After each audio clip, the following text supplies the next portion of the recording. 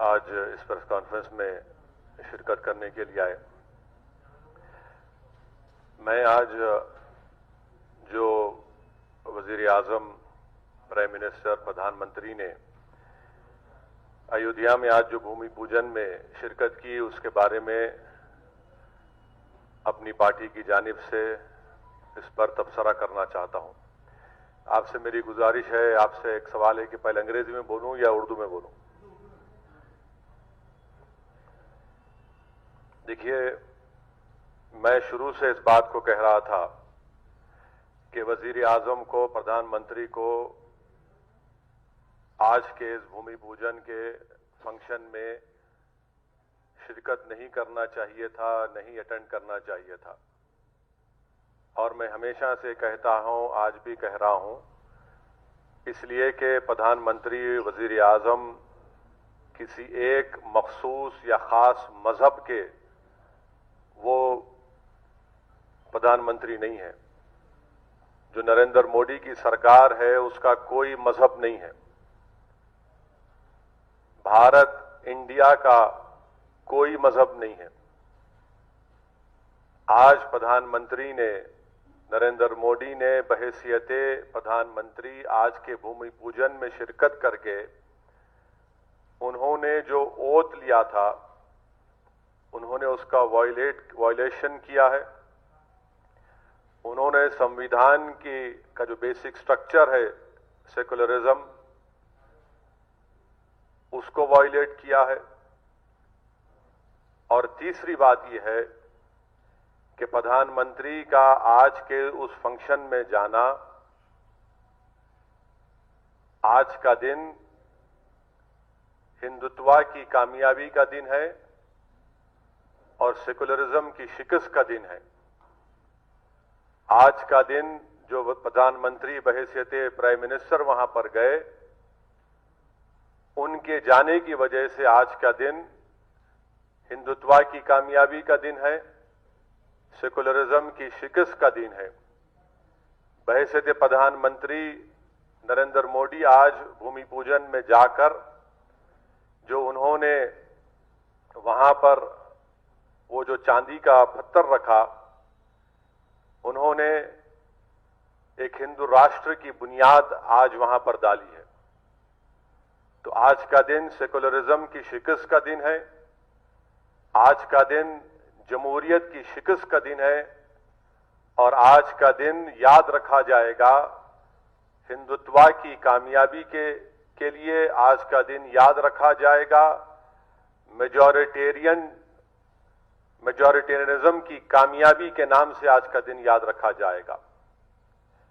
और दूसरी बात यह है कि प्राइम मिनिस्टर ने अपने भाषण में ये कहा, अपनी तकरीर में, अपनी स्पीच में कहा कि देश बड़ा इमोशनल है। यकीनन प्रधानमंत्री नरेंद्र मोदी, असदुद्दीन ओवैसी भी बड़ा इमोशनल है। मैं इसलिए इमोशनल हूं क्योंकि मैं को एग्जिस्टेंस को मानता हूं। मैं इसलिए इमोशनल हूं क्योंकि मैं इक्वालिटी ऑफ सिटीजनशिप को मानता हूं। मैं इसलिए इमोशनल हूं कि 450 साल जिस जगह पर मस्जिद थी, जहां पर मुसलमानों ने नमाजें पढ़ी 22 दिसंबर 1949 तक, मैं इसलिए भी इमोशनल हूं कि आप ही की पार्टी के लोगों ने सुप्रीम कोर्ट को झूठ बोलकर, बीजेपी और संघ परिवार के लोगों ने 6 दिसंबर 1992 को बाबरी मस्जिद को शहीद किया। मैं इसलिए भी इमोशनल हूं प्रधानमंत्री जी क्योंकि जिस जगह पर आपने भूमि पूजन में हिस्सा लेकर हिंदू राष्ट्र की बुनियाद का आगाज किया, उसके अतराफ, तीनों अतराफ मुसलमानों का कब्रिस्तान था, जहां पर मुसलमान बुजुर्गों की खबरें भी थी। इसलिए भी हम इमोशनल हैं। चौथी बात यह है कि प्रधानमंत्री ने अपने भाषण में यह कहा कि बेचैनी से उसकी स्पीच पूरी मिली कि ये आज का भूमि पूजन एक सिंबल ऑफ इंडिया है। प्रधानमंत्री जी, आपको आपका मजहब मुबारक, आपको गुलवालकर की आइडियोलॉजी मुबारक, मगर आप देश के प्रधानमंत्री हैं। आपको ये बात समझने की जरूरत है कि देश का सिंबल ना कोई मंदिर हो सकता है, ना कोई मस्जिद हो सकती है। देश का सिंबल ना मस्जिद हो सकती है, ना मंदिर हो सकती है, ना कोई रिलीजियस प्लेस इस देश का सिंबल नहीं हो सकता। वो सिंबल हो सकता है किसी एक मजहब के लिए, किसी एक कल्चर के लिए, मगर वो इंडिया का सिंबल नहीं हो सकता। और प्रधानमंत्री ने यह कहकर कि मंदिर इस देश का एक सिंबल है, उन्होंने अपने मजहब को, अपनी आइडियोलॉजी को पूरे कंट्री के ऊपर मुसल्लत किया। प्राइम मिनिस्टर ने आज ये अपनी स्पीच में ये बात कहकर मेजॉरिटेरियनिज्म को एंडोर्स किया। छठी बात यह है कि प्रधानमंत्री ने अपने स्पीच में 15 अगस्त जो हमारे लिए इंडिपेंडेंस डे है, यौम आजादी है, आज 5 अगस्त को प्रधानमंत्री वजीर आजम ने इसको 15 अगस्त से मिला दिया। हम फिर से वजीर आजम को और देश को बताना चाह रहे हैं कि 15 अगस्त हमारे मुल्क के लिए एक आजादी का दिन है।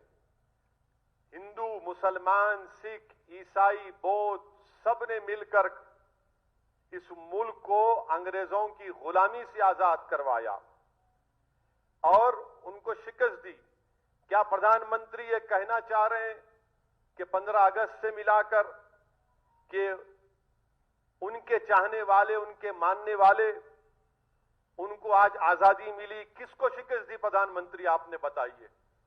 15 अगस्त को अगर हम लाल किले पर झंडा, तिरंगा लहराते हैं, बड़ी फख्र के साथ लहराते हैं, तो ये पैगाम देने के लिए कि हमने 200 साल के अंग्रेजों की गुलामी के बाद इस देश को आजाद किया।